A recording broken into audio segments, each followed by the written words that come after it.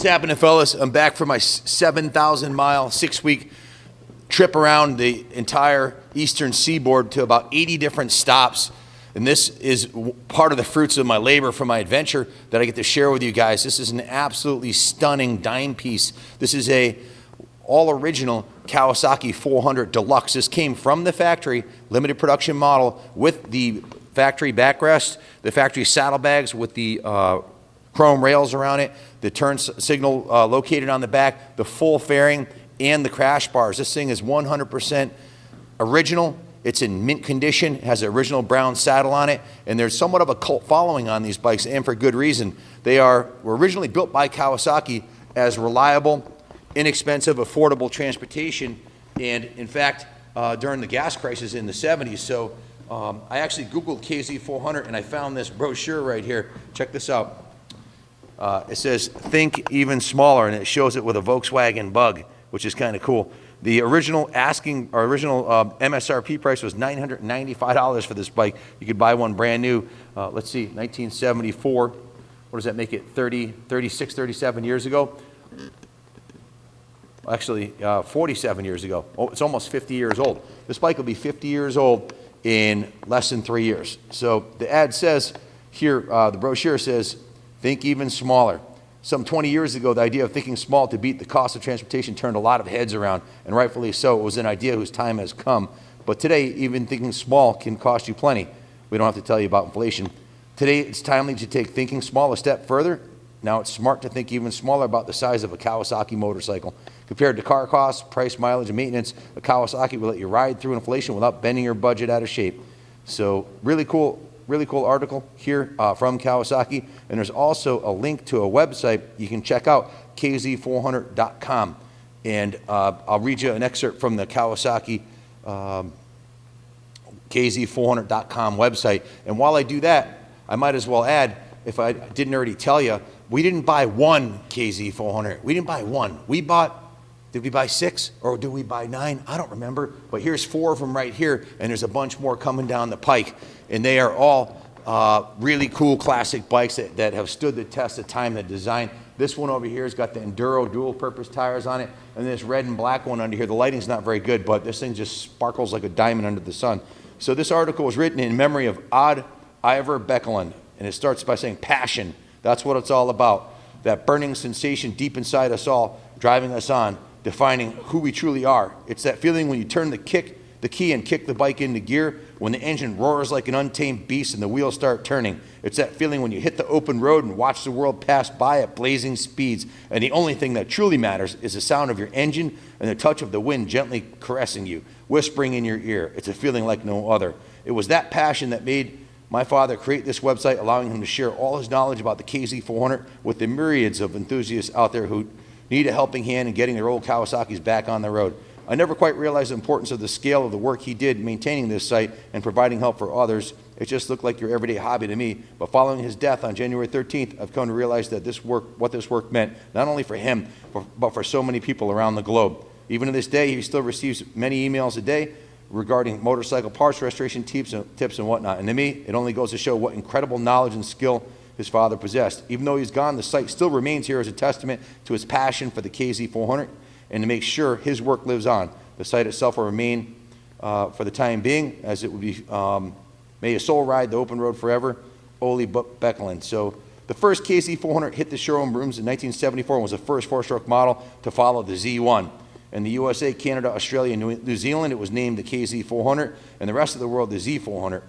It was designed by the same designer, team led by Ben Innemar, who designed the Z1. So you can see, and when you look at these, the lines, the lineage, it was designed by the same designer. It's a shrunk, looks like a shrunk down mini Z1. It's a mini Z. And later he designed the KZ650, which is the bike that sparked my lifelong passion to annihilate bike thieves, because my 650 was stolen from me when I was a kid. And that was a whole other story. I ripped the front door right off the apartment building when I saw it. And if I would have killed whoever stole it with my bare hands if I could have caught him. To this day, I probably would. But that's a whole other story. We get a little passionate about our bikes, and stealing them is a bad idea. So there were several model changes during the production period, and this introduced the practice of incorporating the nominal engine capacity in the model code, which continues with rare exceptions to this day. So in 2021, 2024, right around the corner, coming up on the 50-year anniversary of these motorcycles. Ask yourself, where are you going to find a like brand new, almost 50-year-old with 2,000 miles on it that runs like brand new? The original paint, the original seat cover, the original chrome. Where are you going to find a brand new KZ400 Deluxe? Nowhere. But here at the Motorcycle Museum, and I paid through the nose for these bikes. Matter of fact, Kenny was pissed off at me. Why'd you pay so much, Dad? Well, I'm out there hunting. You can't find bikes like these. You will not find a nicer KZ400 anywhere. Not in the museum, not for sale on eBay, not at Mecum, not on bringatrailer.com. They're not there. Where are you going to find it? Right here. I don't know what the production stats are on these, but like I said, I haven't seen one on the road. And you take a close look at this bike here, guys. 2,200 miles. Let's start at the front wheel. The tire looks to be brand new. It's obviously been replaced recently because the original tire is a little bit different design than this. The fork, aluminum on the forks looks like it just came out of the box. It's polished to perfection. The chrome on the rims is in. Look at the chrome. Zoom in on the chrome on these rims here. That's a 10, folks, for a 50-year-old original motorcycle. The spokes are beautiful. The hubs are beautiful. The disc is in mint shape, as is the caliper.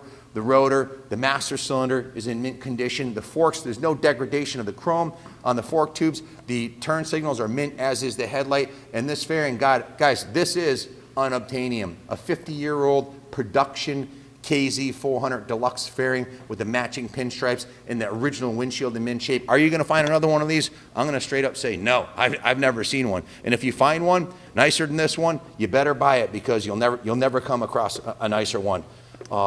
The side covers are in mint shape. Come around this side, Junior. I want to show them this side of the motor up close here. The aluminum cover for the clutch is in absolutely pristine condition. The engine looks to be in mint condition. The original chrome front guards here, there's no damage on them from being crashed. The tank is beautiful, no dings in the tank. The badge is in mint shape. The tank looks beautiful inside and out. The brown vinyl seat is mint. The saddlebags are in beautiful condition. Look at, it's like jewelry, the chrome on this thing around here. Even the original latches in the back are in mint condition. And look inside this bag, guys. This looks like it just came out of the box in 1974. Just beautiful. It has original stickers. It's got a couple of parts that shouldn't be in here, but we'll take those out. And the inside of the bag looks absolutely brand new, guys, brand new, as does the rear fender and the rear rub rail. The rear tire is new. Look at the, can you zoom in on this side of the of the chrome on the rear wheel? I would say the chrome on the rear is even nicer than the front. The only item that I'm not sure that I think was replaced on this is the mufflers. This has got a performance set of free-breathing mufflers. This thing revs really nice. I know it's supposed to be a commuter economy bike, but it revs like a performance bike. When Kawasaki built these, they were trying to one-up Honda, and they made it a bigger bore, a little bit freer spinning motor, and it feels like a more performance-oriented motorcycle. It even looks more performance-oriented. The carburetors have been cleaned. It has new fuel lines on it. Now, the guy we bought, who's the madman that collected 6 or 9 KZ400s? We bought a whole truckload, including a GPZ 750, a little mini Eddie Lawson 750 replica. I forget the name of that one, and a couple other cool Kawasaki's. We bought a whole truckload from him. Now, this guy is an engineer, young guy, very intelligent. He's a licensed, certified engineer, mechanical engineer. And he got laid off due to the COVID. In this spring, just devoted all his time to working on his Kawasaki collection, and he needed the money, so he called us and said, hey, I saw your YouTube video about you going on a motorcycle purchasing adventure and the auctions you have. He goes, you got to really see this collection. And he sent me the pictures, and I was like, wow. And after riding this thing, this is probably the most valuable of the collection, although they're all really cool in their own rights, but you just won't find another one of these. And if you want an inexpensive classic commuter, either to add to your collection or to ride as a daily rider, I can't think of a better, if you're trying to break into the classic motorcycle market, I can't think of a better way to do it than a pristine, listen, once a cucumber turns into a pickle, there's no going back. You can put lipstick on it, you can try to resurrect it, but once they're worn out, and they're all rusty, you'll never get it back to this unless you want to spend $20,000 on a frame-off, re-chrome every nut and bolt and spend 2 years. You can't recreate original, and this is original. The chrome on the front fender is mint, and quite often when a bike is restored, the patina, the colors, the color of the chrome, the color of the paint isn't perfect. So this is going to be the most valuable KZ400 custom you'll ever find on the planet, unless you find one new in the box. And frankly, I'd rather have one that's been ridden and is in running condition than one that's been sitting in a box with dried up seals. So when we got the bike, we went right through it. I'll go over the work order. The guys in the detail shop gave it a full cosmetic detail. It's got 2 coats of carnauba wax on the paint. The chrome was polished. Everything, the aluminum on the engine was polished and clean. It was given a steam cleaning. It's absolutely immaculate. Look at the back of the seat here. The original Kawasaki logo in gold on the brown saddle looks really nice. And coming down this side of the bike, you can see more perfection. Just beautiful. Original side stands in place. The original pegs are in great shape. No evidence of it ever being dropped anywhere. Not on the mirrors, not on the fairing, not on the grips, not on the, I mean, all of the touch points. It's just, you know, an excellent original survivor. It does have some new components on it. The tires are new, the chain's new, the battery's new, the plugs are new, the carbs have been cleaned. It's got VP non-ethanol fuel on there. It's got a brand new fuel petcock. When we got it from the engineer, it may not have been leaking when he gave it to us, but it was leaking a little bit. So we put a brand new fuel petcock on there, cleaned out the tank, and as you can see, it's got a new fuel filter and fuel line on there, and a new battery. So starts and runs like a brand new motorcycle. Just a kick-ass piece. Again, I believe the exhaust was upgraded to a free-flowing performance exhaust. And let me just grab the work order here so I can go over this with you real quick in case I missed anything. I wish it wasn't snowing out. As you can see outside the window, there's a nor'easter going right now. So unfortunately, I can't take this out and do a proper road test for it. But I can show you that I do have the title right here. So no issues registering the bike, and I'll read it quickly. The bike was steam cleaned, washed, degreased, a little bit of touch-up paint on the engine frame, the engine cases and cylinder. Everything was polished on it. The kickstand and the center stand were cleaned and touch-up painted. The handlebars, forks, all the chrome was polished, buffed and polished, and carnauba waxed the tank and all painted accessories. So it was given a full 10-hour major detail top to bottom, every nook and cranny on it. So it shines up like brand new. We did put a brand new battery in it. The engineer we bought it from said it was turnkey, but he, you know, usually when not everybody's 100% honest like us guys when we buy bikes. And usually there's some surprises, but we sell our bikes on eBay where there's buyer protection, and also we want our reputation is more important than anything. So it might have passed his QA, but not ours. We had to replace the battery, and we did replace a fuel petcock and the fuel lines. Also, the original drive chain that was on there was, you know, showing a little bit of, wasn't worn out, but it was cosmetically needed a little bit. It's just not worth cleaning or trying to restore a chain. So we put a brand new drive chain on it. We also changed the oil and put a new oil filter on it, and a petcock kick. So the part list is oil filter, fuel petcock, drive chain, and a battery. So we did do a compression test on this thing, and I'm happy to report it's got 185 PSI on both cylinders, which is perfect. We did put a brand new set of spark plugs in because we had them, the other ones out anyways. So brand new fresh set of plugs. Engine passed with a perfect compression test. We cleaned, adjust the carburetors, which were supposedly done by the engineer who said that he did it. Unfortunately, I know he's probably watching this. I'm going to send him the video because it was supposed to have clean carbs and a new battery and turnkey, and we ended up having to do quite a bit of work to it. 3 hours of labor, removing the carbs, cleaning them, adjusting them, setting them. The gas tank needed to be flushed, so we had to flush the tank. We also acid etched the tank. I know he's new at this game, but hey, guy, when you redo a bike, you got to do it right, man. You got to acid etch the inside of the tank, brother. And if it needs a petcock, replace it. And if the carbs need to be clean, don't tell your buyer they're done because it has to run perfect. It didn't run good at all. The pilot jets were clogged, so Jeff went through and micro drilled the pilot jets and tuned the carb. This thing runs like a race bike right now. It probably runs better than it did new. So we cleaned, adjust, and set the carbs, basically rebuilt the carbs, flushed the tank, acid etched the tank, gave it a 100% check over, changed the oil and filter. We checked the air filter. He did replace the air filter with a new OEM air filter, which is great. In addition to the acid etch of the inside of the tank. We also did what we call a bicarbonate sodium blasting of the inside of the tank. So if you look inside this tank now, it's a different ballgame than when we got it. So that's the way we do things here at the museum.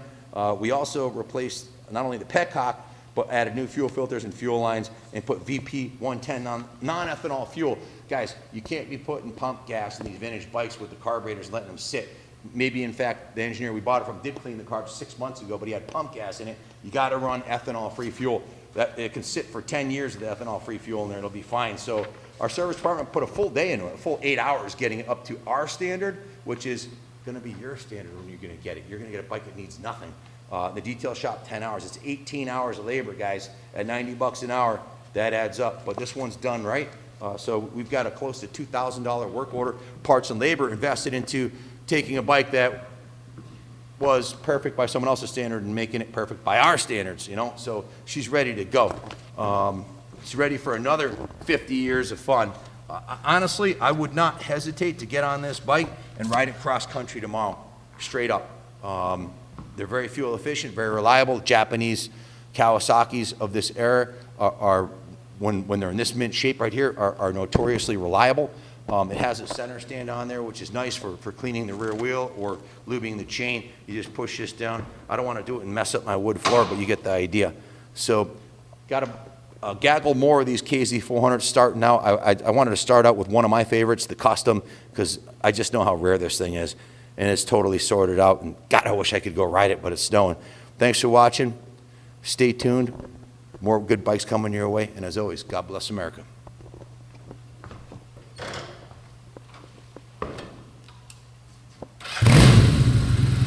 Electric start. Listen to the motor on this thing, man. Mechanical perfection. The horn works. The turn signals work. Electronically, this bike is a 10.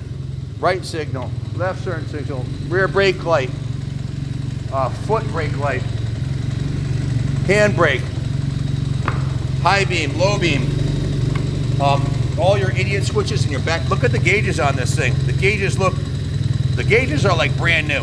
They look like they just came out of the box, okay? You don't find gauges this nice on a 50-year-old motorcycle unless it was owned by someone with OCD who stored it indoors and kept it really nice. High beam, low beam. One of the things I like about this shield, I do not like looking through a windshield. It distorts my vision. I can see over this shield. This shield's only going right here, so I can see over it. This is exactly what I'd want. Kawasaki, you were ahead of your time when you built this one, and it stood the test of time, Mr. Kawasaki. So hats off, God bless you, and God bless America.